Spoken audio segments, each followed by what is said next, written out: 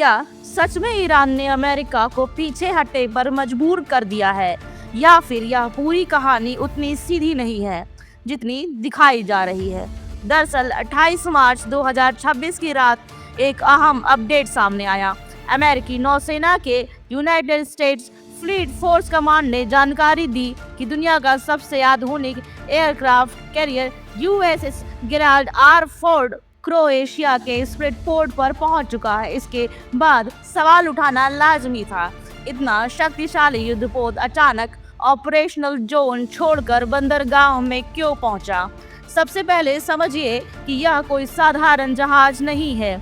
यह अमेरिका का सबसे advance nuclear powered aircraft carrier है, जिसका नाम अमेरिका के 38 राष्ट्रपति जेराल्ड आर फोर्ड के नाम पर रखा गया है। करीब 337 मीटर लंबा यह विशाल युद्धपोत एक साथ लगभग 90 एयरक्राफ्ट ऑपरेट कर सकता है। इसकी न्यूक्लियर पावर इसे सालों तक बिना रुके समुद्र में सक्रिय रहने की क्षमता देती है।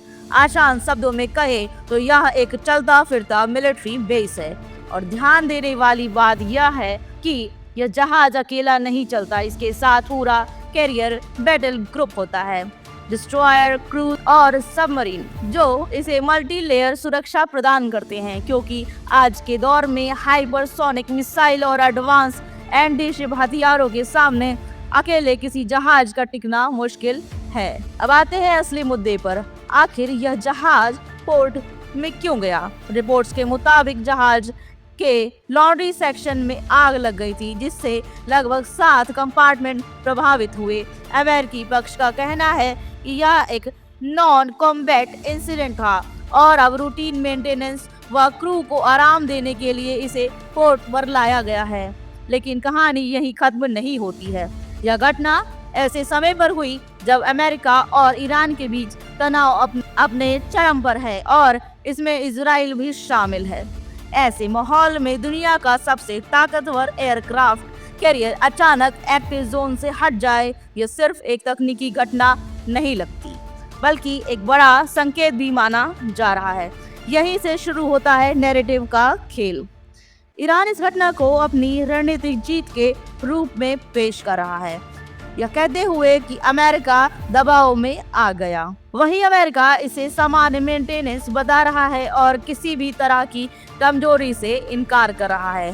सच्चाई क्या है, यह समझना थोड़ा जटिल है, क्योंकि इसी दौरान अमेरिका ने यूएस त्रिपोली को 3500 मरीन सैनिकों के साथ तैनात कर दिया, यानी कि उसकी सैन्य मौजूदगी कम नहीं हुई, बल्कि ऑपरेशनल जारी है। इसके अलावा यह जहाज सीधे क्रोएशिया नहीं पहुंचता था।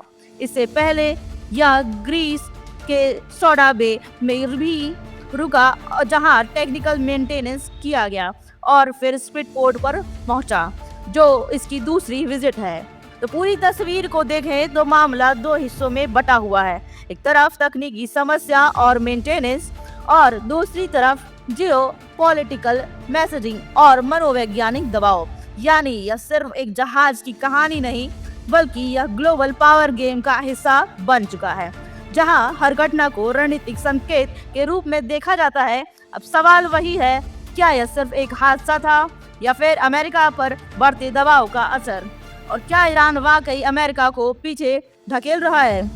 आप क्या सोचते हैं? अपनी राय कमेंट बॉक्स में जरूर बताएं। नमस्कार।